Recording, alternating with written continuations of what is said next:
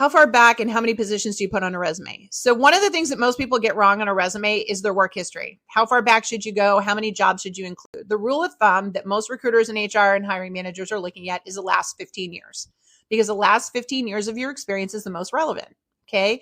Once you start getting beyond that, those skills are probably pretty outdated. The technologies that you used 20 years ago probably don't exist anymore. Okay. So the last 15 years is the most appropriate. It's also one of the great ways to ensure that you don't have to be worried about age discrimination, which a lot of people get hung up on. Now, there are exceptions to every rule.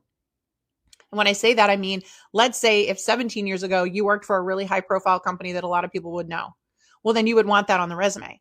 So when we work with people over at Work It Daily, so if you subscribe to Work It Daily and get the premium membership, I just want to be clear, you get unlimited career coaching by my trained coaching support specialist. And what they do is they'll look at your resume, you'll explain your situation, they'll look at your resume and go, yeah, in this case, you probably should end that older job, or no, don't bother, or hey, let's put it in a different place. So we have a basic framework that you follow, but then you can work with our coaches to make sure that for your unique situation, we're putting the right things in the right places, because it all depends.